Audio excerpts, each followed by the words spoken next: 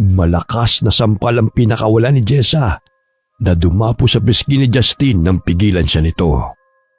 Nakita niyang naghahalikan ng kasintahan kasama ang kaklase nilang si Neri. Inayos niya ang sarili bago bumalik sa kinaroroonan ng kaibigang si Rosie.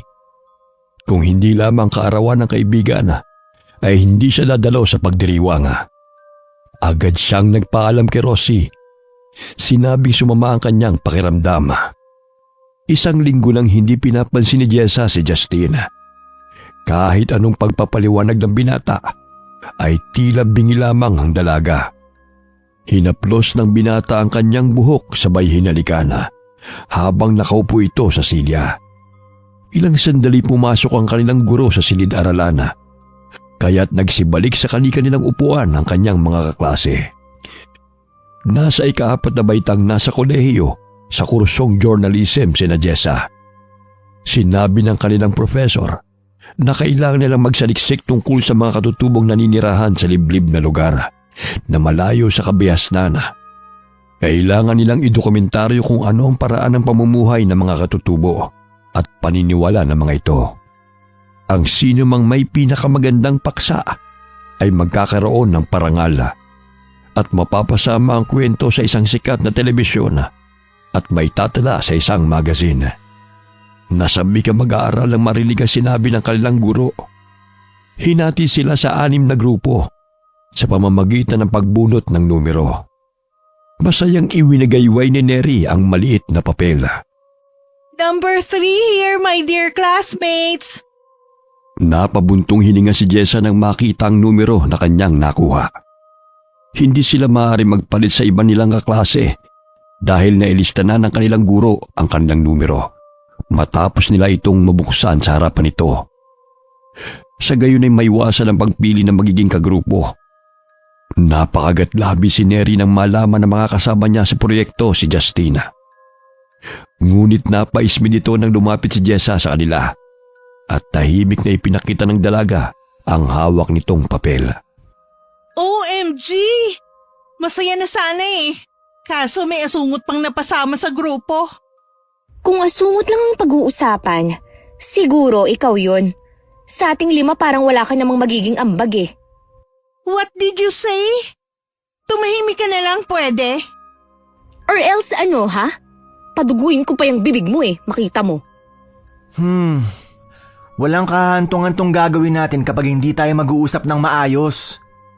So sabihin mo sa isa riyan na mag-cooperate, hindi puro kaartehan at kalandian ang aatupagin. Makaasungot akala mo kung sino, sapakin ko pa yan eh. Jess, mamaya mag-usap tayo about personal issues natin, pwede? Ngayon, tungkol sa topic natin sa gagawin nating research. Pilit na pinapakalma ni Jessa ang sarili na masabunutan si Neri. Siya ang nakatoka sa editing dahil magaling siya sa pag-i-edit ng larawan. Si Matt at Lucas sa pagkuha naman ng video. Samantalang si Justin naman ay sa pagtatala ng mga impormasyon. O ikaw girl, anong maiaambag mo? Okay, ako na sa panggas natin. At iba pang expenses. Saan mang lupalop ng daigdig tayo makarating? Wala ka naman nun eh. Basta magtulungan na lang tayo sa project na to. Dapat yung kakaiba at hindi pangkaraniwang storya. Game ako dyan, my love. Basta kasama kita, wala talagang problema. Just shut up, okay? Kung ano man na nangyari sa atin noon, it's just a simple kiss at lasing tayo noon. Wala nang ibig sabihin pa. Napairap si Neri sa binata at pasalampak na napaupo sa kanyang silya. Panay sulyap ito kay Jessa habang sinusuyo ng binata. Ngunit nanatili itong walang imik.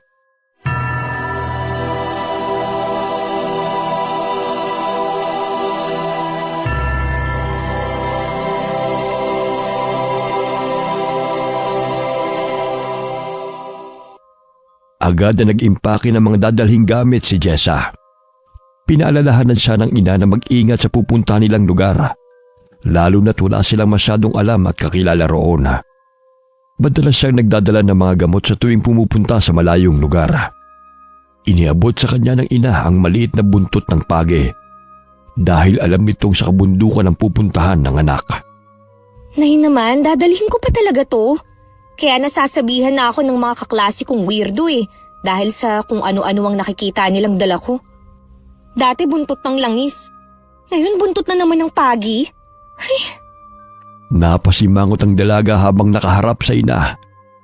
Ngunit iginiit ni Aling Medi na dapat niya yung dalhin sakaling may masamang nilalang na makaharap. Maaga siyang gumising upang maghanda sa kanilang pag-alis sapagkat maaga sila magkikita-kitang 5. Sa gayon ay hindi sila abuti ng dilim sa daan.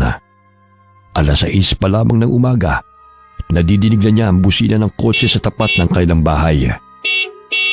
Napasilip siya sa bintana. Naaninaw niyang kumakaway si Justina, kaya't dali-dali niyang kinuhang mga gamit at nagpaalam sa kanyang ina. Handa na ba ang lahat ng gagamitin natin? Yung camera nyo? Oo, kaya pumasok ka na ng kotse. Kinuha ng binata ang mga gamit ni Jessa at inilagay sa kotse. Nagtama ang kanilang paningin, ngunit agad namang binawi yun ng dalaga. Batid ng binata na hindi pa siya napapatawad ni Jessa, kaya gano'n na lamang ang pag-iwas nito sa kanya. Tahimik na nilalakbay nila ang daan patungo sa bahay ni Neri. Malayo pa lamang ay nakikita na nilang nakaabang ito sa gate. Bit-bit ang malaking maleta. Anhimoy magbabakasyon ito sa dami ng dalang gamit. Oh, bakit ang laki ng maleta mo? Parang 1 taon ka ron My gosh! Konti pa nga lang to Basta tabi tayo mamaya ha? Doon ka na sa front seat. Huwag nang makulit. Napili nilang idokumentaryo ang kasaysayan o kwento ng mga katutubong higaw noon na naninirahan sa kabundukan ng Lanao.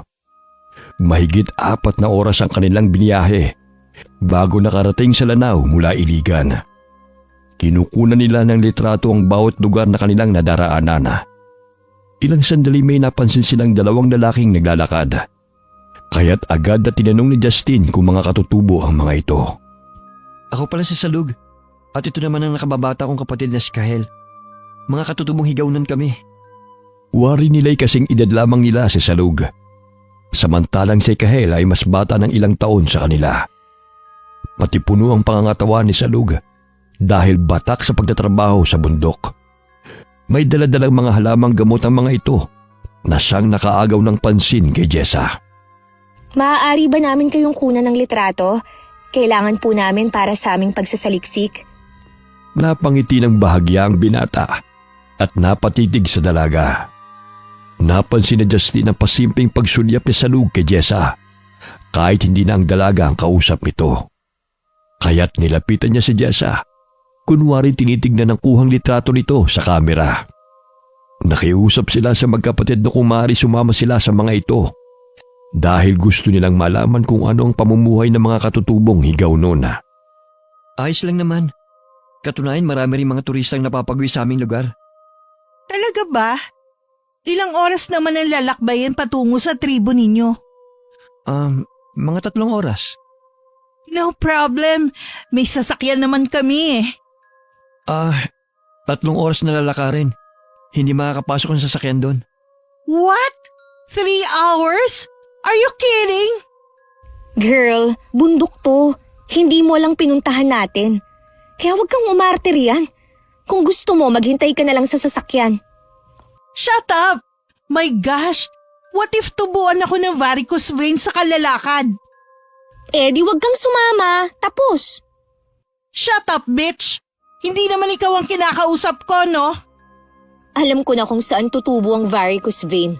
Sa bunganga mo dahil sa kaartehan mo. Napairap si Jessa. Sabay na natatawa nang makitang hindi maganda ugaga si Neri sa pagbitbit ng mga gamit nito. Dagdagan pa ng mataas na takong na suot nitong sapatos. Baka abutan pa tayo ng dilim sa daan, kaya tayo na sa aming tribo.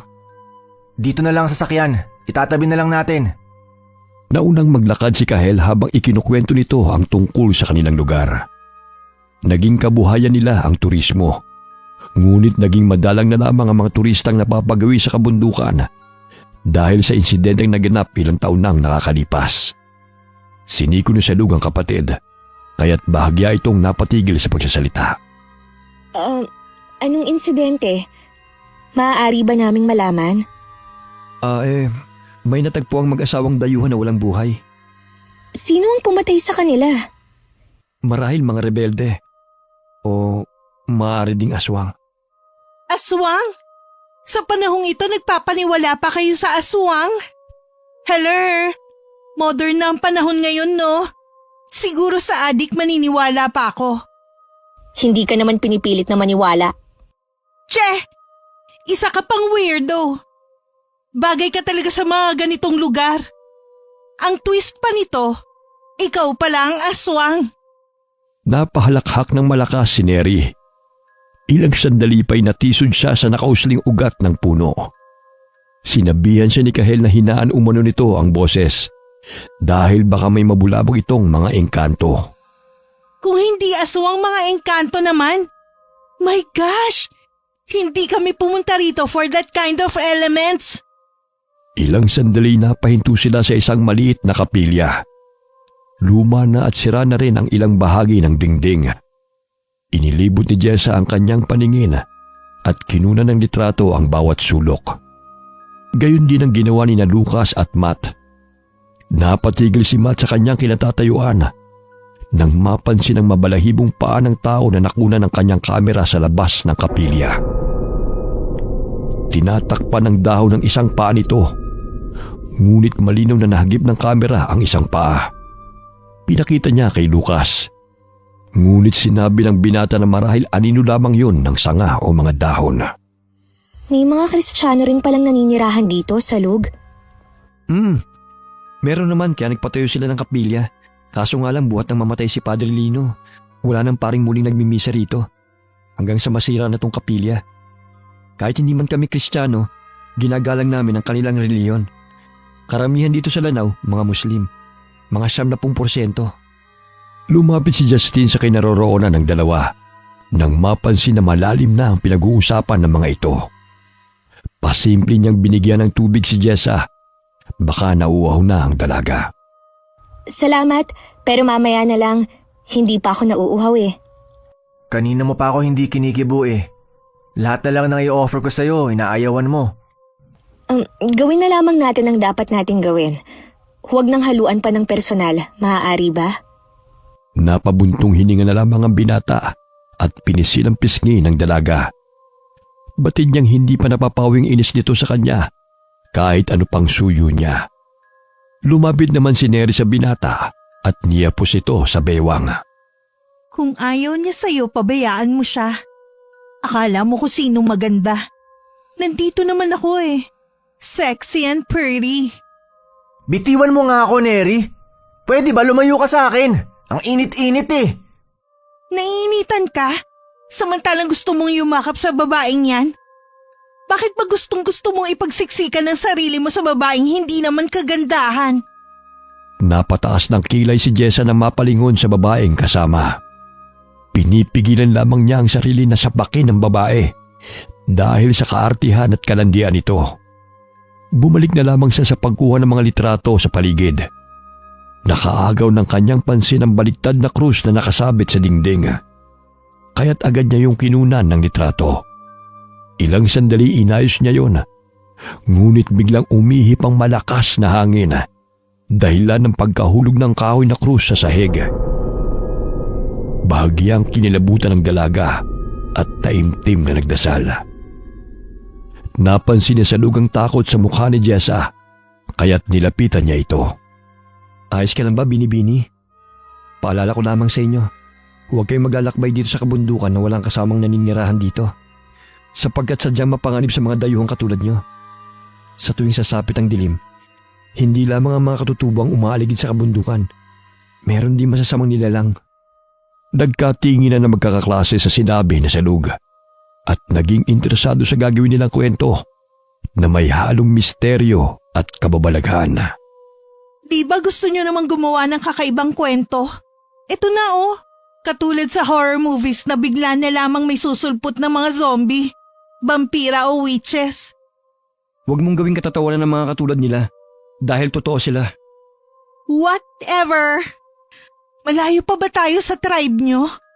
Malamok na kasi eh. Isa't kalahating oras pang lalakarin natin. My gosh, pagod na ako. Kailan pa ba matatapos ang lakaran na to?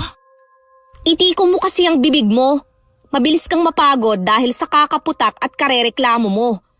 Nakakarindi na kaya yung boses mo, girl? Ilang sandali may narinig silang mga kaluskos sa paligid.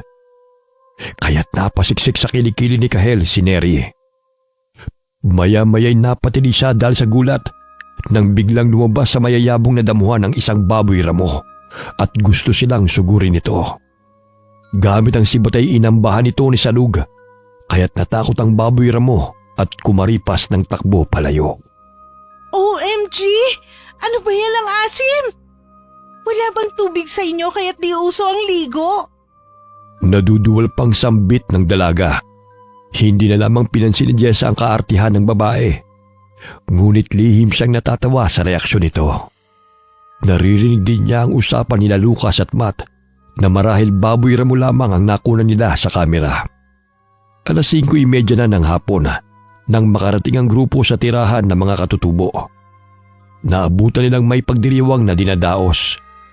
Naririnig nila ang tugtog ng musika gamit ang kulintang at kudyapi.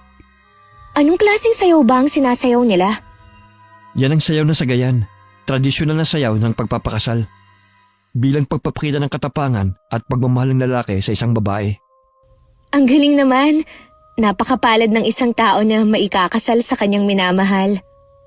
Napapikit pang napatingala si Jessa habang pinapantasa na siya ang sinasayawan ng sagayan. Bahagya niyang iminulot ang kanyang mga mata nang hawakan ni Justine ang kanyang mga kamay. Gusto mo sumayaw rin tayo, kasabay nila? Ang sayaw na yan ay puno ng pagmamahal. Hindi ordinaryong sayaw lamang. Pinakilala ni Salug at Kahel ang kanilang mga bisita sa kanilang mga kasamahang katutubo. Malugod silang pinatuloy ng mga katutubong higaw noon sa kanilang tribo. Nakisiyaw na rin sina Matt at Lucas dahil tinuruan sila ng mga katutubo. Naaaliw at natatawang nanonood si Jessa habang sumasayaw ang kanyang mga kaklase. Bahagyang sumagi sa kanyang imahinasyon na siya'y sumasayaw kasama ang taong mahal niya na nakasuot ng malong, habang nalakat putong naman ang damit ng lalaki. Pinipilig-pilig niya ang kanyang ulo nang sumagi sa kanyang imahinasyon ang blankong mukha ng kanyang kabiyak. Halika, sumayaw rin tayo, Jess. Tingnan mo, oh. Aliw na sina Lucas at Matt. Kayo na lang. Dito na lang ako. Galit ka pa ba sa akin? Sorry na, babe. Yung nangyari sa amin ni Neri, lasing ako noon. Aaminin kong nadala ko sa panunokso niya, kaya nahalikan ko siya. Pero hindi na ulit mangyayari yon dahil na-realize ko na ikaw ang mahal ko. Ganun lang pala kadali na matukso. Hindi mo makontrol ang emosyon mo, ganon? Kaya nga sorry na, babe. Hindi ka naman nagsusorry dahil nagsisisi ka. Ginagawa mo yan dahil nahuli ko kayo upang maibsan ang guilt na nararamdaman mo. Diba dati ko pag sinasabi sa'yo na kapag may nagustuhan kang iba, sabihin mo ng maaga. Huwag mo lang akong gawing tanga. Naiintindihan naman kita eh. Hindi naman ako ganun kasama para ipagkaitang kalayaan mo. Sorry, babe. Alam kong hindi ganun kadali na mapatawad ako dahil sinira kong tiwala mo. Pwede bang bigyan mo ako ng pangalawang pagkakataon para iparamdam at ipakita sa'yo na ikaw ang mahal ko? Hindi umimik si Jessa sa sinabi ng binata, kaya nagpatuloy siya sa panonood ng sayawan. Ilang sandali lumapit si Kahel at tumabi sa kanya. Ipinakita ng binatilyo kung paano patugtugin ang instrumentong kudyapi kay Jessa. Nagpaturo siya kay Kahel at napapangiting pinatugtog ang instrumento. Bagamat patuloy pa rin siyang tinitignan ni Justine. Labis na nasaktan si Jessa na makita nakikipaghalikan sa ibang babae si Justine. Bumalik ang sakit na kanyang naramdaman, kagaya ng iniwan sila ng kanyang ama at sumama sa ibang babae. Nasaksihan ni Jessa kung paano nasaktan ang ina, kahit lihim itong umiiyak gabi-gabi. Nangako ang kanyang ama na babalikan siya, ngunit lumipas lamang ang 10 taon ay hindi niya muling nakita ang ama. Tanging sa kwento na lamang ng mga kaibigan nito, kaya't nalalaman niya ang tungkol sa buhay ng ama. Masaya na umano itong namumuhay kasama ang babaeng ipinagpalit sa kanila at may 2 anak na rin. Hindi na lamang hinanap ni Jessa ang ama, kahit nangako itong babalik. Labis siyang nasaktan sa pangako ng ama na hindi natupad. Kaya gano'n na lamang ang naramdaman niyang sakit nang malaman niyang niloloko siya ni Justina. Bukod pa sa nakita niyang pagtataksil ng kasintahan, nalaman niya mula sa matalik niyang kaibigan na si Rosie na ilang beses na nitong nakikitang magkasama sina Neri at Justina. Nakita niyang magkasama rin ang dalawa sa sinihan ilang buwan na ang nakakalipas. Nakunan pa ng litrato ni Rosie at pinakita sa kaibigan na magkahawak kamay pa sina Neri at Justina. Hindi niya pinaalam kay Justina kanyang natuklasan dahil gusto niyang siya mismo ang makahuli sa panlolokong ginagawa ng kasintahan. Ilang sandali pa, tinawag na sila ni Salug upang maghapunan. Sariwang pananim ng mga gulay ang inihain ng mga katutubo sa hapagkainan. May mga alagang manok at itik rin ang mga ito. Ayon kay Salug, kung masipag lamang sa kabundukan ay hindi magugutom ang sinuman. Ibang-iba sa pamumuhay sa lungsod. Halos lahat ng gamit at pagkain ay binibili. Matapos kumain ay sinamahan sila ni Salug sa bahay na kanilang tutuluyan. Nakilala nila si Nana Diway na siyang may-ari ng bahay. Malinis at may kanya-kanyang kwarto ang bisitang gustong mamalagi roon. Gawa sa nipa ang bubong. Ang dingding naman ay mula sa kahoy na mulave at kawayan. Napakaaliwalas at malamig ang loob ng bahay. Salug, maraming salamat sa pagtanggap niyo sa amin dito. Walang anuman binibining Jessa. Masaya kami magkaroon ng bisita. Lalo na kasing ganda mo. Ang layo mo nga dun sa isang babaeng kasama niyo eh. Puro kulirete ang muka. Nako, wag mo na nga akong bulahin. Pwede ko bang malaman kung anong nangyari o ikinamatay ni Padre Lino? Para kasing nakaramdam ako ng kakaiba sa kapilya.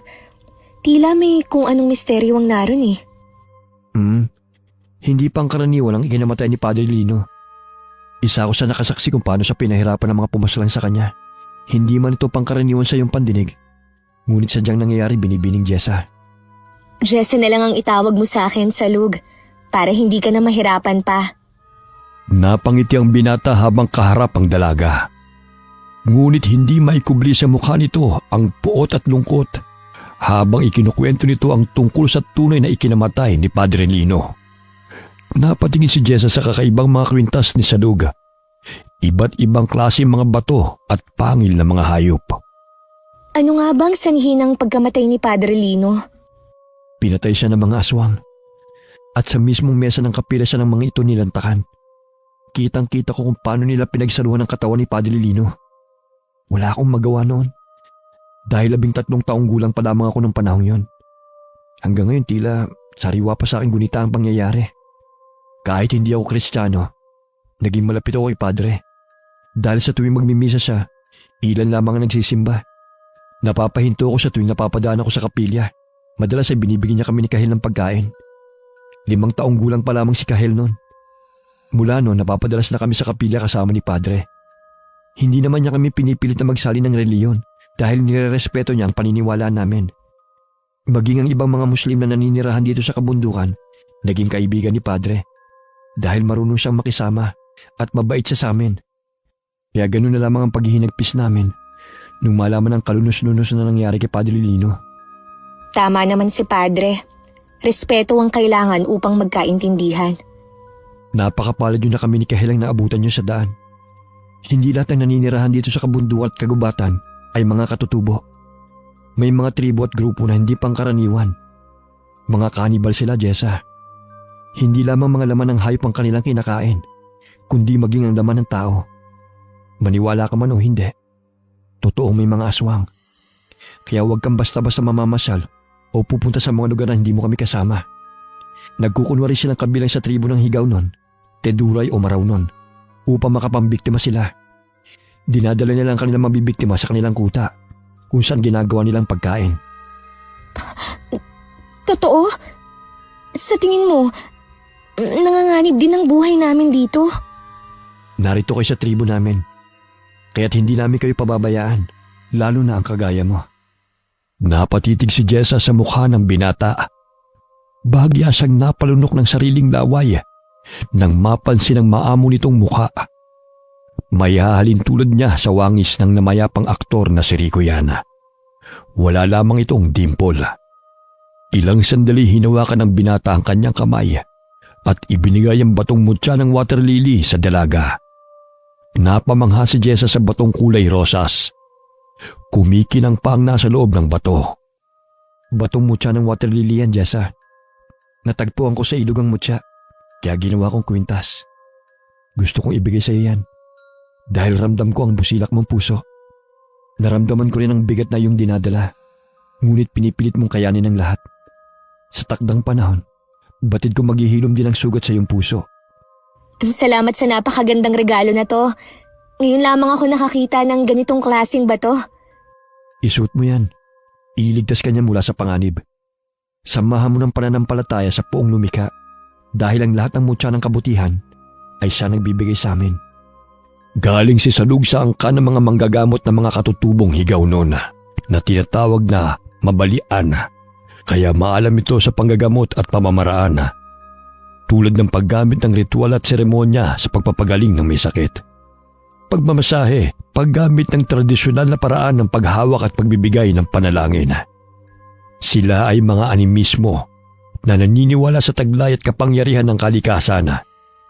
Gayunpaman, dahil sa impluwensya ni Padre Lino sa kanila, ay naniniwala sila na anumang nilikha sa mundong ibabaw ay nilikha ng Poong may kapal.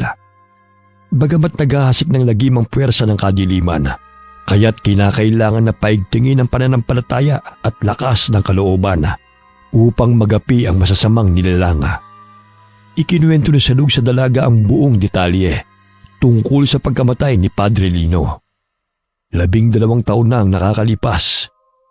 Malalim na ang gabi nang makaramdam ng hindi pangkaraniwang kaba si Salug. Sumasagi sa kanyang isipan si Padre Lino. Dahil anak siya ng mabalian, may kakayahan at nakakaramdam siya ng mga pangitain. Lihim siyang lumabas ng kanilang dampa habang mahimbing na natutulog ang kanyang mga magulang at 3 kapatid.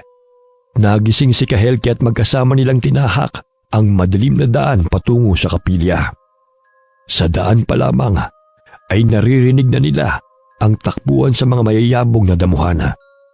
Kaya't ganun na lamang ang kanilang pag-iingat upang hindi sila makita ng mga nilalang na umaaligid sa paligid.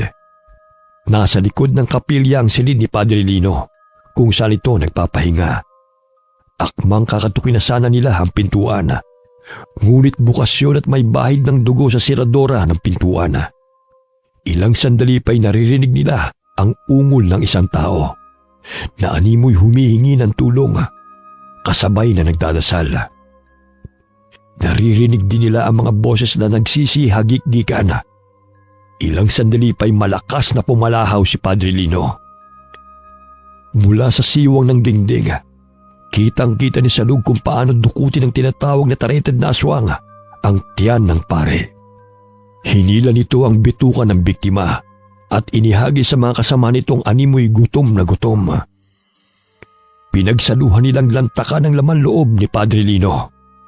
Tumalilis ng takbo si Kahel at Salug upang humingi ng tulong sa kanilang mga katribong higaw noon. Nadadapa pa ang magkapatid dahil hinahabol sila ng mga tareted na aswang.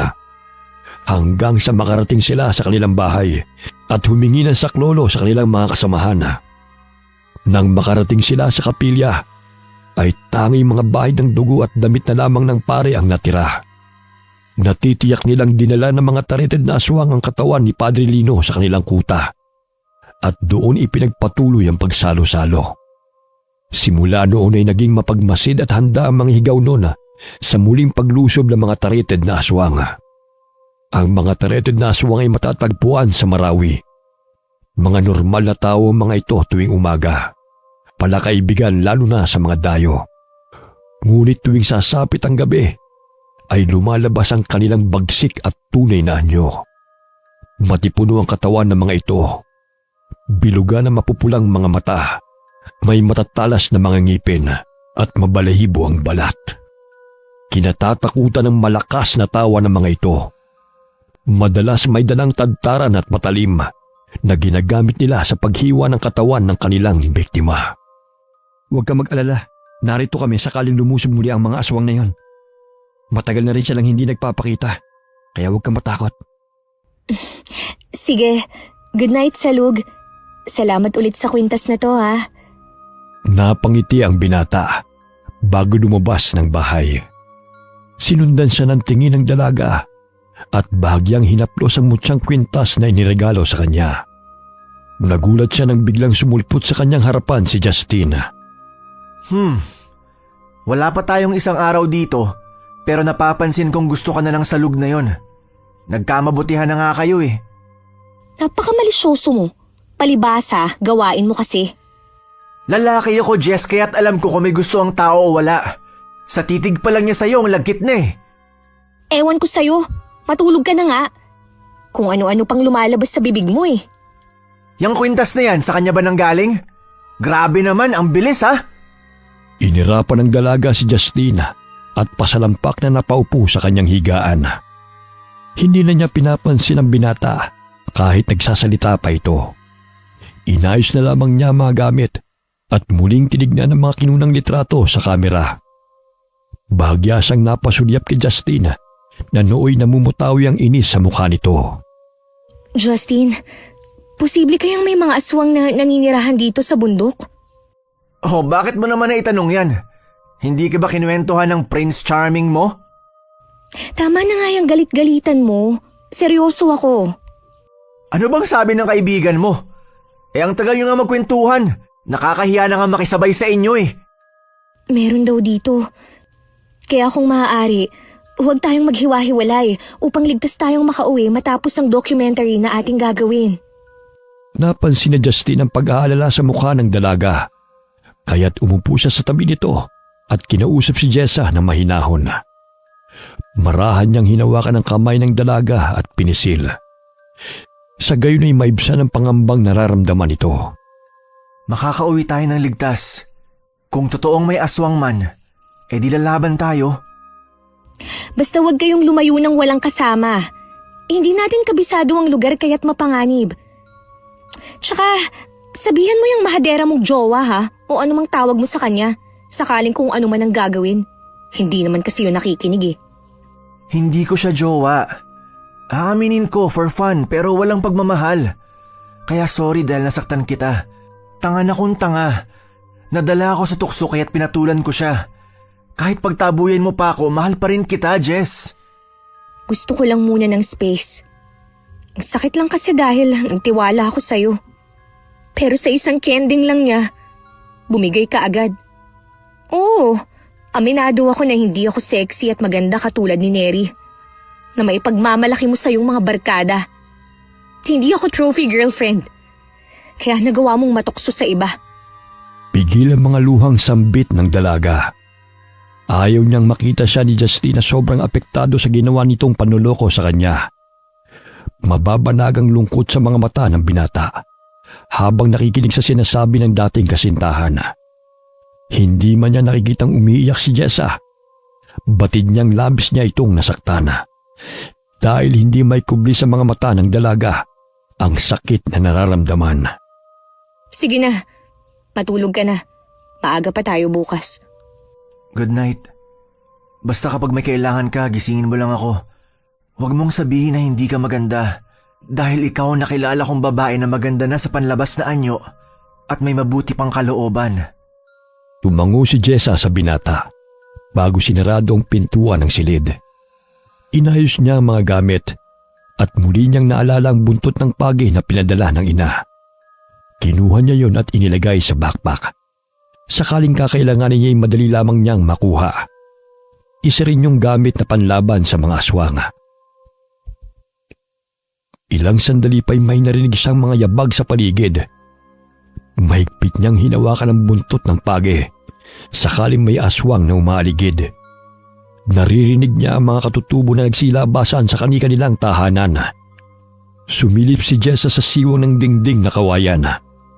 Naaninaw niyang may mga dalang sibat ang mga kalalakihang higaw noon at tila may hinahanap sa paligid. Malakas ang kabog ng puso ni Jessa. dahil naalala niyang tungkol sa tareted na aswang na ikinuwento ni Salug. Maya-maya'y nagsibalik na rin ang mga ito sa kanilang tahanan. Pagod man sa paglalakbay, ngunit 3:00 na ng madaling araw nakatulog si Jessa. Hawak pa rin ang buntot ng page. Papungas-pungas ng mga matang nagising ang dalaga. Itinago niyang muli ang maliit na buntot ng page sa kanyang baga bago sumilip sa labas ng silid. Naririnig niya ang boses ng kanyang mga kasama, lalo na ang nag-iinarteng si Neri. Lumabas siya ng silid upang maghilamos. Mula sa bintana'y naaninaw niyang paparating ang binatang si Salug na may dalang pagkain. Napangiti ito sa kanya at pumasok sa bahay na kanilang tinutuluyan. Biglang naibuga ni Jess ang tubig na kanyang minumumog nang makita ang mukha ni Neri nang napalingon siya sa kanyang likuran. Namumula ang pisngi nito dahil sa kagat ng mga lamok. Buisit ng mga lamok to. Sa sobrang pagod ko, hindi ko na malaya na pinapak na nila ang pisngi ko. My gosh, ang pangit na tuloy tignan ng mukha ko. O ikaw bruha ka, anong tinitingin-tingin mo? Nandilat ang mga mata ni Neri nang makitang natawa si Jessa nang makita siya. Inirapan niya ito at pinagpatuloy ang paglalagay ng face cream sa kanyang mukha. Oh, bakit ang aga-aga nagsisisigaw ka? Yang bruha na yan pinagtatawanan ako. Anong pinagtatawanan? Naghulat lang ako, no? Ano kasing nangyari sa mukha mo? Tse, akala mo concern. Deep inside natutuwa sa nangyari sa mukha ko. Huwag ka na nga magbait-baitan dyan, nakakainis eh. Magandang umaga sa inyo. May dala pala akong pagkain. Luto ni Nana Diway. Halina kayo para makapag-agahan na kayo. Tumango si Jessa sa binata nang tumingin ito sa kanya. Mababanag ang pagkairita sa mukha ni Justin nang mapansin ang malagkit na tingin ni Salug sa dating kasintahan. Hindi maikubli na nagsiselo siya, ngunit wala na siyang karapatan na sabihan si Jessa na lumayo kay Salug dahil hiwalay na sila. Matapos na kumain, ay nagyaya sina Lucas at Matt na mamasyal sa paligid, kaya't sinamani na Salug at Kahel ang kanilang mga bisita. Napadpad sila sa talon. Malinis at malamig ang tubig, kaya't agad na nagtampisaw sina Lucas at Matt. Maging si Neri naligo kasama ang dalawa. Kinuna ng video at mga litrato ni Jessa ang magandang tanawin, maging ang paliligo ng kanyang mga kasama. Ang ganda dito, no? Payak lang ang pamumuhay, ngunit masaya. Sana wala na lang aswang na umaaligid sa paligid. Sa gayon, wala nang takot ang mga taong pupunta at makakatuklas sa napakagandang lugar na to. Matagal na rin hindi bumabalik ang mga aswang na pumatay kay Padre. Marahil nasa ibang lugar na sila. Ngunit may sinabi si Kahel na may natagpo ang mag-asawang dayuhan na walang buhay sa daan, diba? Kailan nangyari yun? Oo. Mga 5 taon nang nakakalipas. Matapos nun naging tahimik na rito. Sana hindi na sila bumalik, no? Masayang naligo sa talon sina Matt at Lucas. Maging si Neri naaliw na rin. Hinila pa nito si Justin upang siya'y samahan. Ayaw pa sana ng binata, ngunit binasa niya ang lalaki. Jess, halika na! Maligo ka na rin dito! Mamaya na. Kukunan ko na lang kayo ng picture at video para sa documentary natin. Pangiting kinuna ng video ng dalaga ang masayang paliligo ng mga kaklase sa talon, maging ang paligid. Lahat ng anggulo'y kinukunan rin niya ng litrato. Ilang sandali pa ay napatigil siya na mahagip ng kamera ang 4 na kalalakihan na nakatayo sa batuhan sa gilid ng talon. Nanlilisik ang mga mata ng mga kalalakihan at marumi rin ang mga damit. Nakatuon ang pansin ng mga ito sa kanila. Salug, may mga tao ron! Bulalas ng dalaga at itinuro ang mga lalaking kanyang nakita. Sinabihan ni Salug ang kapatid na umahon na sa tubig, maging ang kanilang mga kasama. Ayaw pa sanang umalis ni Neri, ngunit hinila siya ni Kahel at sinabihang may mga taong nagmamasid sa kanila. Ano ba yan? Kung kailan nag-e-enjoy pa ako eh. Bakit ba? Ano na naman ang problema? Huwag na kasing matigas ang ulo, basta umahon ka na. May mga tao kasing nagmamasid sa atin. Oh, ano naman kung meron? Siguro maliligo rin. Ayaw mo nun, marami tayo rito. Hindi tayo pumunta rito para magbakasyon. Kaya umahon ka na dyan bago pa kita masapak sa tigas ng ulo mong babae ka. Inambahan ni Jessa na sasapakin si Neri. Kaya't dali-daling umahon ng dalaga sa tubig nang makita ang pagkainis sa mukha ng kaklase. Ay, grabe. Nakabikini pa talaga, ha? Ay, ako. Napansin ni Jessa na tumakbo palayo ang mga lalaki nang makita sila ng mga kasamahan nito. Mga katutubo rin ba sila sa lug? Hindi. Nangangaso siguro. Umuwi na tayo. Pwede ba? Mamasyal na muna tayo. Anong gagawin natin sa bahay? Magmumukmok. Let's have fun. Magsuot ka na nga ng damit. Binabalandra mo na ang katawan mo eh. Hindi ka ba nahihiya? Sabihin mo, ingkit ka lang sa katawan ko. Dahil hindi ka kasing kinis ko. Kanina ka pa ha? Pag hindi ka nagbihis, uupa ka na talaga kitang babae ka. Huwag mo akong itulad sa mga taong pinasusunod mo sa mga kagustuhan mo. Kung ayaw mong magbihis o umuwi, edi magpaiwan ka. Tingnan ko lang kung makakauwi ka pa ng buhay. Ano pang pinagsasabi mo? Nababaliw ka na. Kaya kung ano-ano nang sumasagi dyan sa kukote mo. Pwede bang tama ng bangayan nyo? Aalis na nga tayo rito eh. Yang babae mo kasi, disiplinahin mo. Hindi madalas sa pakiusap. Gusto talaga sa puwersahan. Hinawakan ni Salug ang kamay ni Jessa, sa gayon ay kumalma ito. Inakay niyang dalaga upang lumayo na kay Neri dahil nakikita niya ang inis nito sa babae. Halika na, Jessa. Susunod na rin yan. Napatigil sila sa paglalakad nang marinig ang nakakapanindig balahibong tawanan na umaalingaw sa paligid. Nagkatinginan na magkapatid at kinuha ang patalim sa kanilang tagiliran. Ano bang nangyayari? Sino ang mga taong tumatawa? Huwag ka maingay. Marahil bumalik sila upang makapangbiktima uli. Sino? Sila ba ang sinasabi mong tarited na aswang? Haler! Nakikita niyo bang sumisikat ang araw? May aswang ba sa umaga? Hindi na napigilan ni Jessa ang sarili, kaya't nasapak niya ang babae. Ganoon na lamang ang gulat ng mga kasamahan nilang lalaki sa ginawa ng dalaga kay Neri. Sinabi nang huwag maingay eh. Sige, mag-inarte ka at lakasan mo pa ang boses mo. Hindi lang yan ang aabutin mo sa akin. Natameme si Neri sa lakas ng pagkakasapak ni Jessa sa kanya. Napasapu siya sa dumurgong bibig at napahikbing napasandal sa dibdib ni Matt.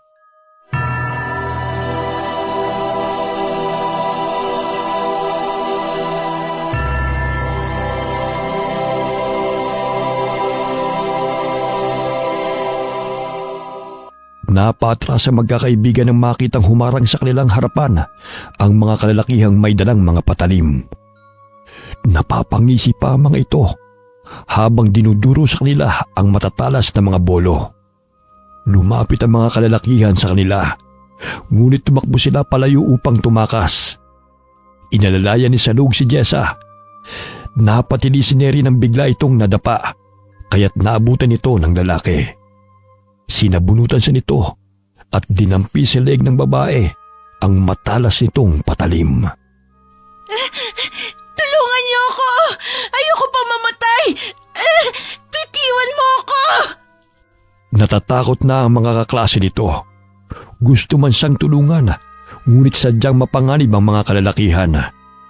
Hinampas ni Salug ang kamay ng isang lalaki gamit ang hawak nitong patalim. Kaya bahagya itong lumayo sa kanila. Dumampot ng bato si Jessa at binato yun sa lalaking kumakaladkad kay Neri. Tinamaan ito sa noo, dahilan na magkaroon ng pagkakataon ng dalaga na makatakas. Subalit hinataw siya ng lalaki, kaya't nadaplisan siya ng patalim sa paa. Walang sino man ang makakatakas! Lahat kayo'y aming papatayin! Tila naman hidang katawan ni Neri dahil sa takot, kaya halos hindi na niya magawang makahakbang palayo. Dumurugo na rin ang kanyang binti. Hinawakan siya ni Jessa sa braso at inalalayan. Ayoko pa mamatay! Sinong mga pangit at mabahong taong yan? Halika na, Neri!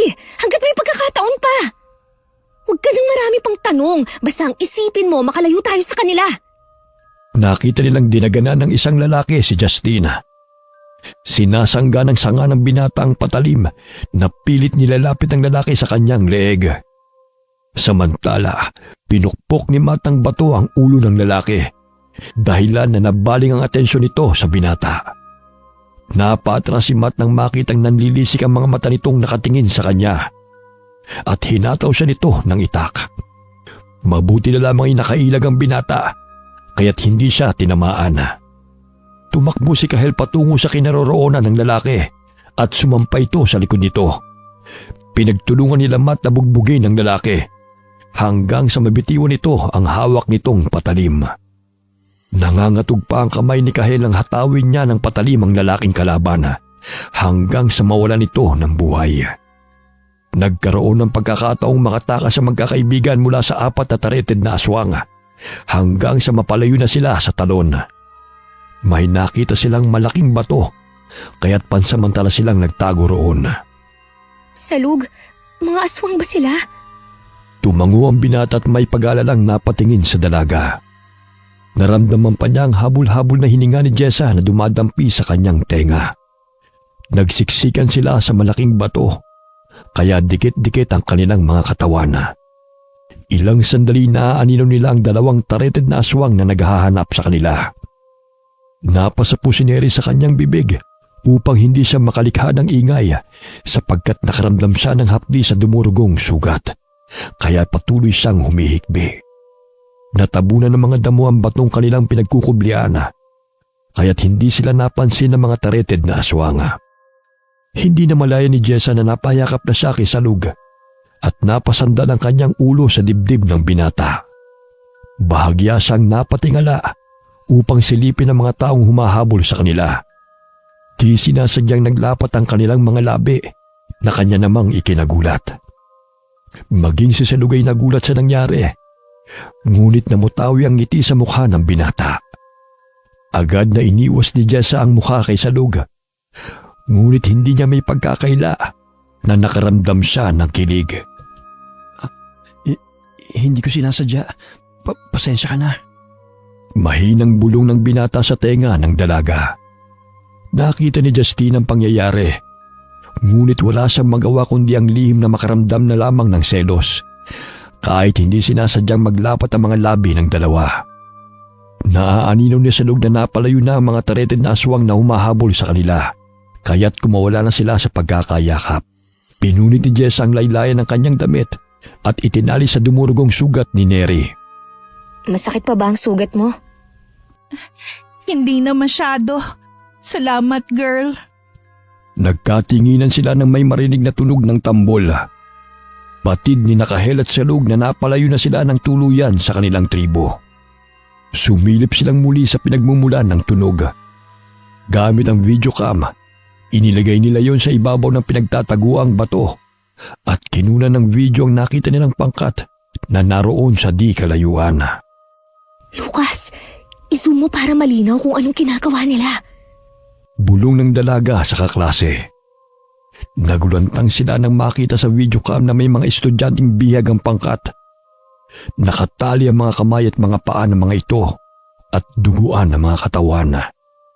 Nanginginig ang mga kamay ni Jessa habang patuloy na pinapanood ang nakunang video. Justin, nakita ko si Rosie at Jeff. Nandito sila. Tulungan natin ang mga kaibigan ko. Mag-iisip tayo ng paraan, Jess. Hindi pwedeng lulusob na lang tayo basta-basta. Tama si Justin. Mapanganib ang mga tareted na aswang.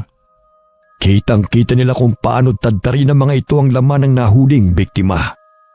Ganoon na lamang ang pagmamakaawa ni Rosie at Jeff habang umiiyak. Umiiyak na rin si Jessa dahil natatakot sa sasapitin nila sa kuta ng mga aswang. Nakarating tayo sa kuta ng mga tareted. Dito lang pala sila nagtatago. Palipat-lipat sila ng tirahan dahil tinutugos din sila ng mga katutubo. Humingi tayo ng tulong sa mga katribo nyo. Pakiusap, tulungan mo ang mga kaibigan ko sa loob. Malayo nang narating natin. Bihira na lang mga taong napapagawi rito. Ipanalangin natin may papadaan para matulungan tayo. Sa ngayon, tayo muna magtutulungan upang takasan at malabanan ng mga aswang. Sumapit ang dilim.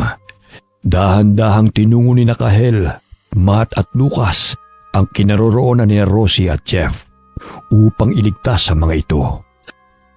Naminog ang mga mata ni na Jessa at Neri nang maanino na kinakaladkad ng isang tareted na aswang ang kaklase nilang si Marie. Pinunit ng mga ito ang damit ng dalaga at dinaganan ng pangit na lalaki. Umahalakhak pa ito ng nakakaloko habang pinagnanasaan ang katawan ng babae. Ew! Double kill! Jessa, umalis na tayo rito. Ayoko na ang katulad nilang magsasamantala sa aking pagkababae. Huwag kang maingay. Dumito ka muna upang magtago. Tutulungan ko sina Justine. Jessa, saan ka pupunta? Huwag mo akong iwan dito, please. Basta huminahon ka. Papalikan kita mamaya.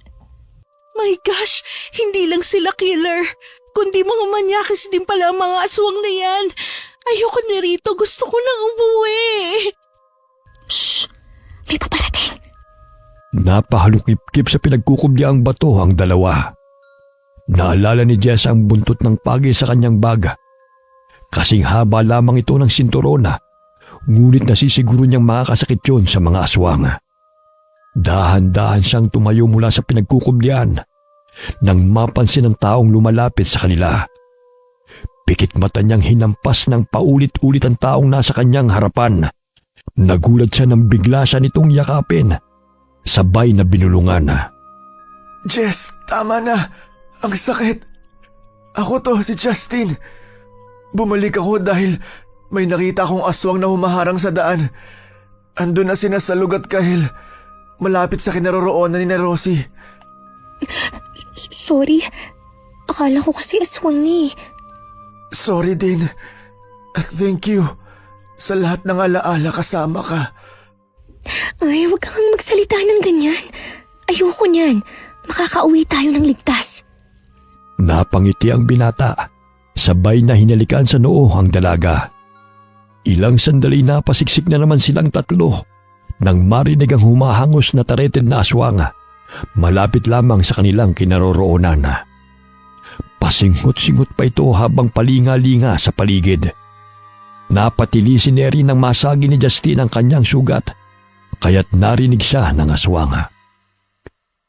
Bumulaga sa kanila ang pangit na lalaki habang nanlilisik ang mga matang nakangisi. Ganun na lamang ang kanilang takot sa maaaring mangyari sa kanila. Dito lang pala kayo nagtatago. Napakagandang mga babae. Itinaas nito ang patalim at akmang sasaksakin nito si Justine. Ngunit malakas siyang itinulak ng binata at pilit na inaagaw nito ang patalim sa tareted na aswang. Ngunit sadyang malakas ang aswang, kaya't tumilapon si Justine nang tadyakan siya nito. Nandilat ang mga mata ni Jessa nang makitang nasakta ng binata, kaya't tumayo siya at paulit-ulit na hinampas ang aswang ng buntot ng pagi. Sinasangga ng aswang ang bawat paglapat ng buntot ng pagi sa katawan nito at nakaramdam din ito ng sakit. Neri, kunin mo ang patalim, bilis! Takot may sinunod ng babae ang utos ng kaklase. Nangangatog ang mga kamay niya ng damputin ng itak. Hindi na napigilan ni Neri ang sarili, kaya't buong lakas niyang itinarak yun sa nakahigang aswang habang sinusugod ito ni Jessa gamit ang buntot ng pagi. Tumatalsik pa ang dugo ng tareted na aswang nang itarak ni Neri ang patalim sa ulo nito. Biglang nabitiwan niya ang patalim dahil sa hindi makapaniwala na nagawa niya ang bagay na yun. Jess, self-defense lang ang ginawa ko, diba?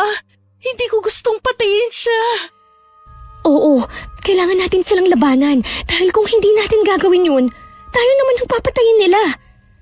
Nangingisay sa lupa ang aswang habang nakabaon pa ang patalim sa ulo nito. Niyakap ng mahigpit ni Neri si Jessa at humagulgol ng iyak. Jess, ayoko pa mamatay. Sorry sa mga nagawa ko sa'yo dati. Kung bibigyan ako ng pagkakataon na makaligtas dito, I promise na magbabago na ako. Makakaligtas tayo rito. Basta't sama-sama tayong lalaban. Hinila nila ang katawan ng tareted na aswang upang ikubli sa damuhan. Sa gayon ay hindi ito makita ng kanyang mga kasamahan. Inalalayan nila si Justin upang makatayo. Nagkaroon ng sugat ang binata sa noo dahil tumama yon sa bato. Justin, kaya mo bang makabangon? Ayos lang ako, Jess. Daplis lang to. Huwag mo na akong alalahanin. Halika na. Baka may makakita pa sa atin dito. Jess, may paparating na aswang! Nagtago sila muli sa damuhan kung saan kasamang bangkay ng aswang na kanilang pinaslang. Binunot ni Jess ang patalim na bumaon sa noo nito. Nasisiguro nilang napatay na nila ang aswang dahil hindi na ito gumagalaw. Nakahinga sila nang lumagpas ang isang aswang sa kanilang pinagtataguan. Ngunit laking gulat ni Jessa nang biglang may humila at gusto siyang sakmalin. Bumangon ang aswang na inakala nilang kanilang napatay. Ganun na lamang ang pagsangga ng dalaga sa matatalim na mga ngipin nito. Kinuha ni Justin ang patalim mula kay Neri at paulit-ulit na hinahambalos ang lalaki. Batid nilang nahihirapan na rin ang aswang, ngunit gusto pa rin itong pumatay hanggang sa huling hininga nito. Biglang umilaw ang mutyang bato na kwintas ni Jessa. Mababanag ang takot sa mukha ng tareted na aswang at aligagang lumayo ito sa dalaga. Tinakpan ito ang kanyang mga mata at pumalaw habang nakatingala. Napansin nila na pasuray-suray itong napatras at hindi mapakali habang nangangapa sa paligid. Wari na bulag ito sa liwanag ng mutya. My gosh! Ano nangyayari sa kanya? Tila hindi nito nakikita si Justin na naroon sa kanyang harapan. Kaya walang awang tinabas ng binata ang leeg nito hanggang sa maputol. Ilang sandali pa'y huminto rin ang pag-ilaw ng mutyang bato ng water lily. Ito na siguro yung sinasabi ni Salug na kapangyarihan ng mutya. Jess, ayos ka lang ba? May masakit ba sa'yo? Okay lang ako. Kaunting galos lang naman eh. Ilang sandali sumigaw si Neri nang biglang may humablot sa kanyang buhok at kinarga siya ng tareted na aswang palayo sa kanyang mga kaibigan. Tanaw nilang dinala ng aswang si Neri sa isang kuweba. Tangi ang sinag ng buwan lamang ang nagsisilbing liwanag sa madilim na paligid. Hindi nila magawang gamitin ang flashlight dahil mapapansin sila ng mga aswang na naroon. Sinusundan na lamang nila ang boses ni Neri habang humihingi ito ng tulong. May matatalim na mga stalagmites kaya sinikap ni Jessa na maputol ang isang naroon upang gawing sandata laban sa kanilang mga kalaban. Naririnig nila ang humahangos na mga tareted. Batid nilang nagkukubli lamang ang mga ito sa bawat sulok ng kuweba. Maya-maya'y umaalingaw-ngaw ang malakas na palahaw ng aswang kasabay ng pagtili ni Neri. Palakas ng palakas ang kabog ng dibdib ni Jessa. Wari niya'y pinatay na ng aswang si Neri, kaya't gusto niya rin itong patayin. Dali-dali niyang tinungo ang pinagmumulan ng tinig ng kaibigan. Subalit biglang may humablot sa kanya at tinakpan ang kanyang bibig. Jessa, ako to si Salug. Huwag ka na mag-alala pa. Ligtas si Neri. May mga aswang na nagkukubli malapit lang dito. Kasama ni nakahila mga kaibigan mong sina Rosie at Jeff. Ligtas sila nagtatago sa talahiban. Napayakap ang dalaga sa binata bilang pasasalamat sa tulong nito. Hinawakan ni Salug ang kamay ni Jessa at inalalayan palabas ng kuweba. Sinenyasan nito si Justin na lumabas na rin. Ngunit laking gulat ni Jessa nang may mga kamay na humawak sa kanyang mga paa at hinilasan ito dahilan ng kanyang pagkatumba. Pinailaw ni Justin ang hawak niyang flashlight. Kitang-kita nila kung paano kalad ka rin ng tareted na aswang si Jessa pabalik sa loob ng kuweba. Hoy! Ibalik mo siya! Ibalik mo siya rito! Sinugod ng mga tareted na aswang sina Justin at Salug. Pangising tumalon ng tareted na aswang sa dalawang binata. Hinahataw nito ng patalim si Justin, ngunit malakas siyang tinadyakan ni Salug dahilan na napasandal ito sa gilid ng kuweba. May nakausling matulis na bato kaya't natusok ang mata ng aswang dahilan ng malakas nitong palahaw. Gamit ang patalim nito ay paulit-ulit na sinaksak siya ni Salug hanggang sa binawian ng buhay. Ilang sandali pa'y pumasok sa kuweba sina Lucas at Matt nang marinig ang tinig ng kanilang mga kaibigan. Bitbit ang sanga ng kahoy ay nilabanan nila ang mga tareted na aswang. Sa tuwing matatama ng mga ito ng liwanag ng flashlight sa mata, ay napapatras sa mga aswang. Kahinaan nila ang direktang liwanag na tumatapat sa kanilang balintataw. Baka may mga pailaw pa kayo dyan. Tinanong ni Justin ang dalawang kaibigan kung may dalang flashlight ang mga ito. Agad na kinuha ng dalawa ang dala nilang flashlight sa kanilang bag at pinailaw yun. Napapayuko ang mga tareted na aswang sa tuwing natatama ng liwanag ang kanilang mga mata. Gayon na lamang ang galit ng mga aswang dahil hindi nila magawang sugurin ang lubusan ng mga binata. Nagkaroon ng pag-asa ang mga binata na matalo ang kanilang mga kalaban. Patakbong tinungo ni Salug ang tareted na aswang na tumangay kay Jessa, habang ang tatlong binata ay patuloy na nakikipaglaban sa mga tareted na aswang. Nakadampot ng buto si Jessa, kaya't inihagis niya yun sa aswang na kumakaladkad sa kanya.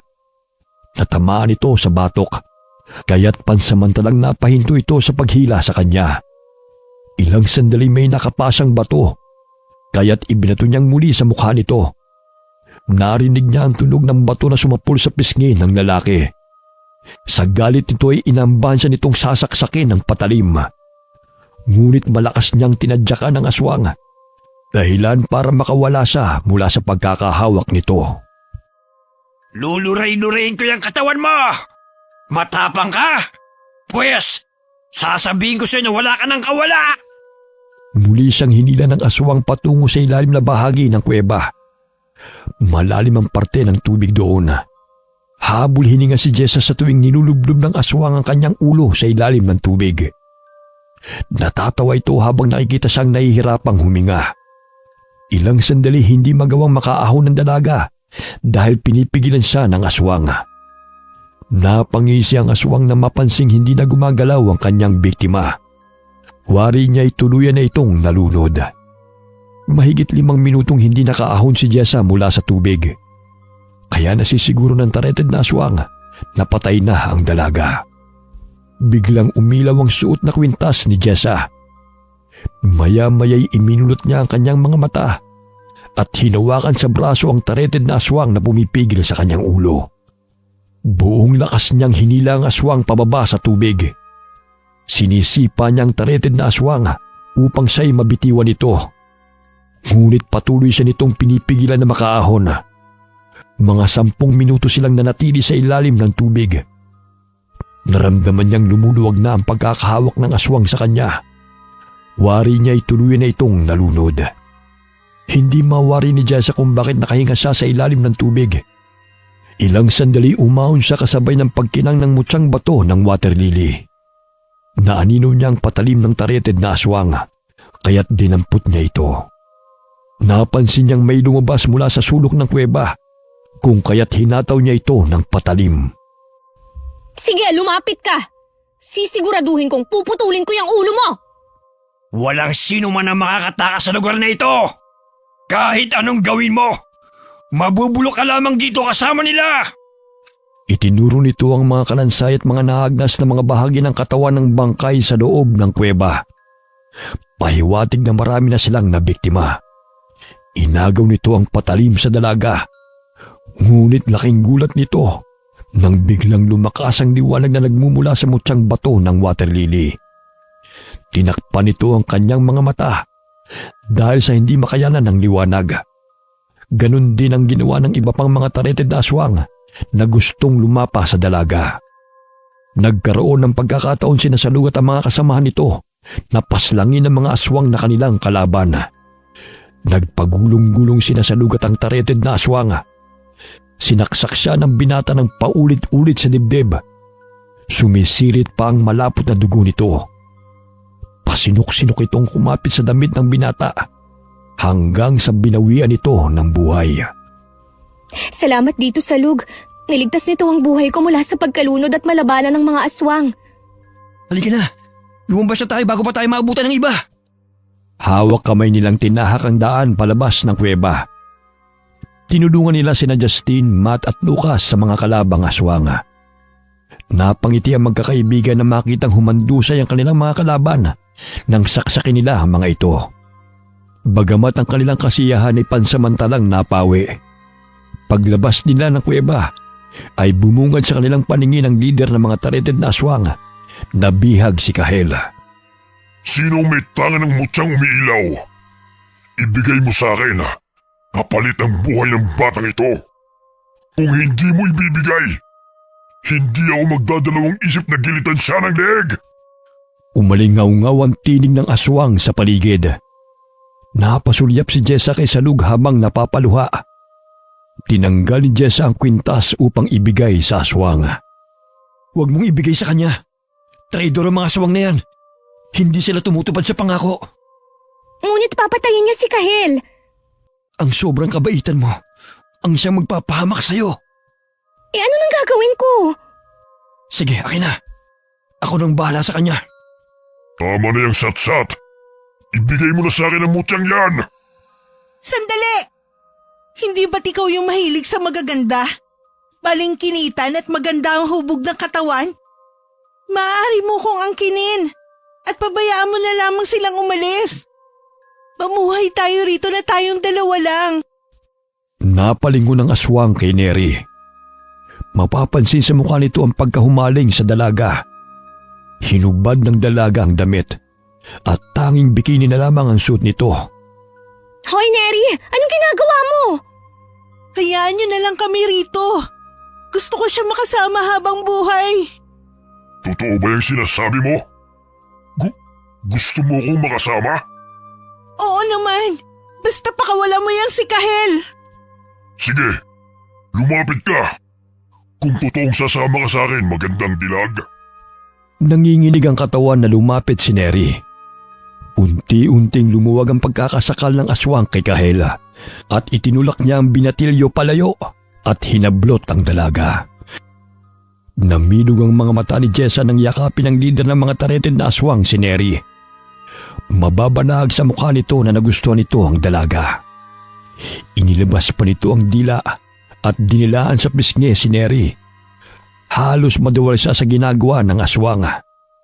Sinenyasan niya si Salug na ihagis ang mutyang bato ng water lily patungo sa kanya. Sinalo niya yun. Ilang sandali bigla yung lumiwanag, kaya't naggalit ang aswang nang ilapit yun ni Neri sa kanyang mga mata.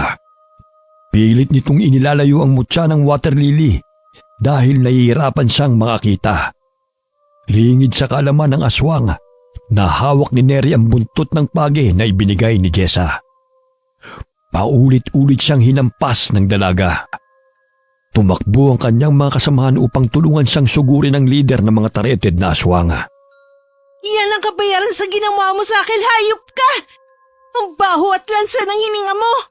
Never ako magkakagusto sa pangit na katulad mo! Pinagtulungan nilang saksakin ang patalimang lider ng tareted na aswang. Kumuha ng malaking bato si Jessa at binagsak yun sa naghihingalong aswang. Malakas na palawang pinakawalan nito nang bumagsak ang bato sa kanyang ulo. Siguraduhin ninyong patay na yan! My gosh! Ayoko mabuhay pa yan! At pag nasaan ang katawan ko, over my dead body! O sige na, magbihis ka na. Sakaling bumangon pa yan. Niyakap ng mahigpit ni Jessa si Neri dahil sa ginawa nitong pagligtas sa buhay ni Kahel. Kahit anumang nagawa nitong pagkakamali noon, ay sinika pa rin niyang gumawa ng tama. Maraming salamat, Neri. Hindi ko sukat akalain na kaya mong ibuwis ang iyong buhay para sa kapakanan ng iba. Buisit na aswang yan! Super yucky talaga, girl! He kissed me! My gosh! Sobrang baho ng hininga niya. Akala ko nga mamamatay na ako eh. Nandidiring pinahid niya ang malagkit na laway sa kanyang pisngi. Sabay na naduwal. Napangiti si Neri sa reaksyon ng kaibigan. Paano ba yan? Hindi mo na malilimutan ang moment na yon. Siguro yun ang pinakamalupit na halik na naranasan mo. Che, isa ka pa? Salug, saan naman na tayo pupunta ngayon? Baka may mga aswang pa sa paligid. Uuwi na tayo. Ngunit kailangan pa rin natin maging alerto at magmasid sa paligid. Ilang sandali pa'y may narinig silang kaluskos. Hinanda ni Matt at Lucas ang patalim upang suguri ng mga aswang. Ngunit bahagya silang napatras sa kanilang kinatatayuan nang lumabas ng talahiban sina Jeff at Rosie. Tumakbo si Jessa at niyakap ang kaibigan. Rosie, kumusta ka? May sugat ka ba? Napangiting umiiling-iling si Rosie at muli siyang niyakap habang umiiyak. Sabay-sabay nilang tinahak ang daan pabalik ng tribo ng mga higaw noon.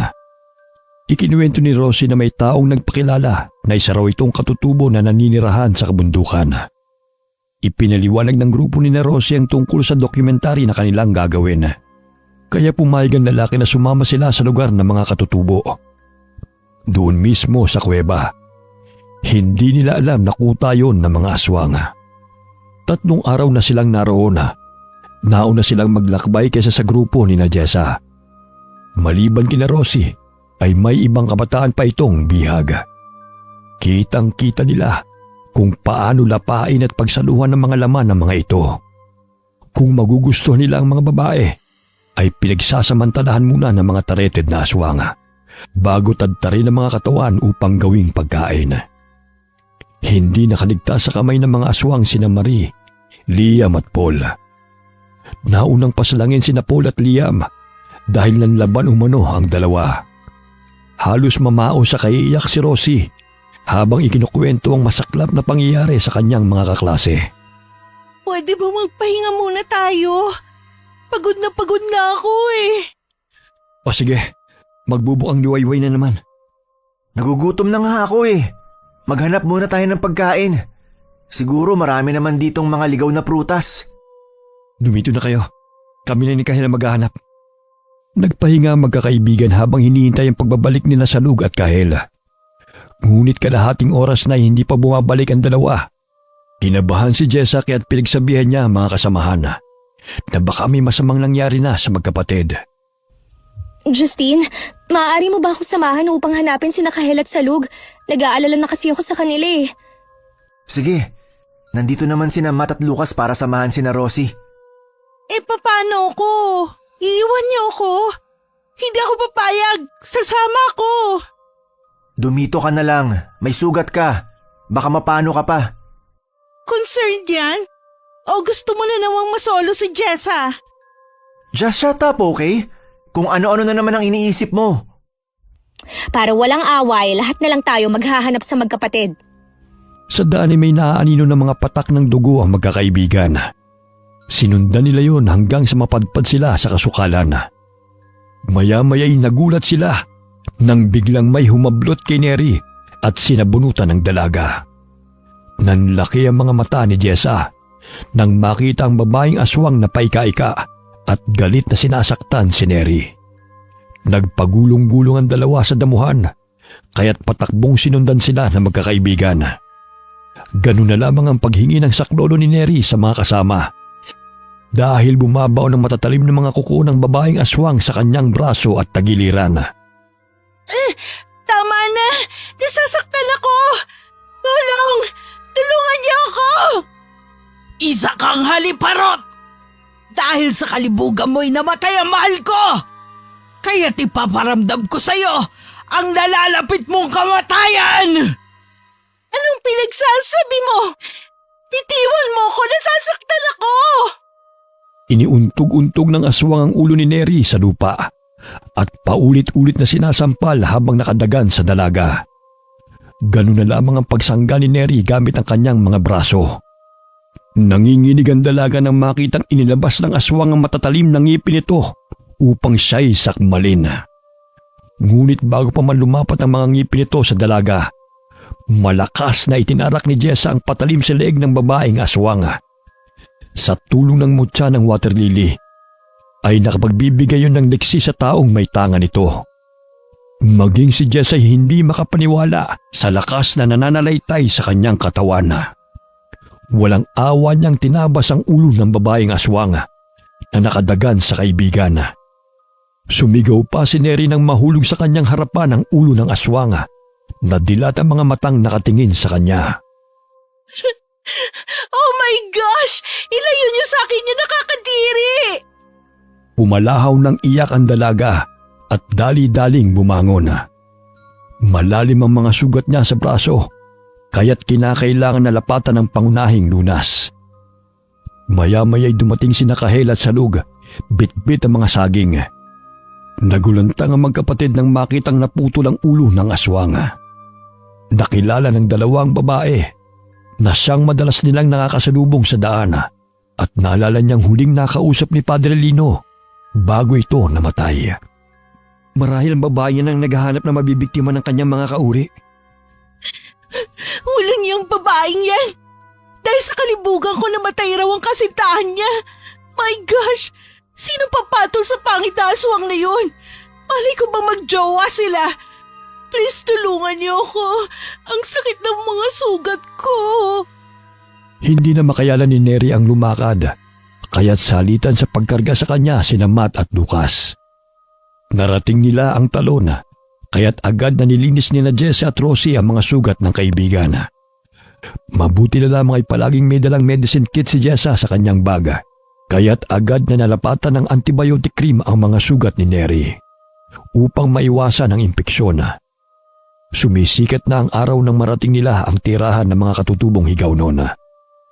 Malayo pa lamang ay sinalubong na sila ng mga ito at nag-alala sa kanilang mga itsura. Paano ba yan?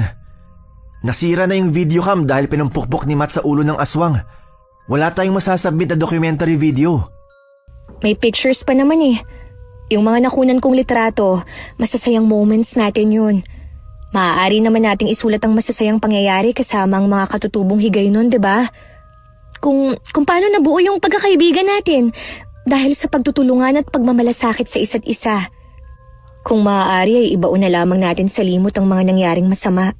Masakit mang isipin ang pagpanaw ng ilan sa ating mga kaklase, ngunit wala na tayong magagawa pa. Tama ka, Jess. Kaya umpisa na natin ang masasayang alaala dito, kasama ng mga katutubo. Isinulat na magkakaklase ang masayang pamumuhay nila kasama ang mga higaw noon. Kung paano sila inasikaso ng mga ito. Maging ang masasayang larawan kasama ng mga katutubo, lalo na si Kahel at Salug, ay isinama nila sa ginagawang magazine. Bagamat tikom ang bibig ng magkakaibigan tungkol sa mga kalansay at bangkay na natagpuan ng mga otoridad sa kuweba kung saan muntik na silang malapa ng mga tareted na aswang. Dahil sa pangakong ililibing nila sa limot ang masamang nangyari sa kanila. Natagpuan ng mga otoridad ang mga kalansay sa kuta ng mga aswang sa tulong ng mga katutubong napadpad doon. Wala na silang naabutang buhay at naninirahan doon. Ayon sa mga otoridad, pinaghihinala nilang mga rebelde ang bangkay ng mga tareted na aswang dahil hindi sila naniniwala na mga aswang ang mga yun. Malapit ang matapos ang proyekto nyo. Sana makita pa kitang muli, Jessa. Oo naman. Siguro kapag graduate na ako, babalik ako rito. Talaga ba? Hihintayin kong pagbabalik mo. Maaari ba kitang bisitahin sa inyo? May tiyahin kasi akong naninirahan sa Iligan. May pwesto siya sa palengke. Sa tindahan niya binabagsak ang mga gawa namin mga produkto. Pwede naman, ikaw ang bahala. Ito yung nakuha kong litrato natin. Inilagay ko yung address ko rito. Ang bilis naman. Nakakopya ka agad? Dahil sa teknolohiya, may camera na nakakaprint agad ng pictures eh. Pangako, bibisitahin kita sa inyo. Naku, huwag ka nang mag-abala pa, ang layo eh. Walang malayo sa pag-ibig. Basta kung mahal mo ang isang tao, gagawa ka talaga ng paraan para makita siya, hindi ba? Napapangiti si Jessa sa sinabi ni Salug. Ngunit lihim siyang napahanga sa binata dahil mula pa ng araw na magkita sila, maganda na ang pakikitungo nito sa kanila, lalong-lalo na sa kanya. Habang nanatili sila sa tribo, ay dubusan niyang nakilala ang pagkatao ni Salug. Nakapag-aral din pala ito sa bayan at nakatapos ng sekundarya dahil sa kanyang pagpupursige at kagustuhang matuto. Sumapit ang araw ng pag-alis ni Jessa sa tribo ng mga higaw noon. Mahigpit na niyakap ni Salug ang dalaga at nangakong pupuntahan si Jessa sa address na nakasulat sa likod ng kanilang larawan. Hindi kita makakalimutan. Itago mo yung mutyang bato ng water lily. Makakatulong yan sa'yo. At bilang alaala na rin mula sa akin. Salamat sa pagtanggap at pagtulong niyo sa amin. Lalo na sa inyong dalawa ni Kahel. Hihintayin ko ang muli nating pagkikita. Tama na yung litanya, girl. Aalis na tayo. Magpaalam ka na sa Prince Charming mo. Napangiti si Jessa sa sinabi ng kaibigan. Kumakaway-kaway pa ito kina Salug at Kahel habang papalayo ang kotse na kanilang sinasakyan. Bit-bit ang masasayang alaala kasama ang mga katutubong higaw noon at ang masalimuot na pangyayari sa kuta ng mga tareted na mga aswang. Wakas. Malakas na sampal ang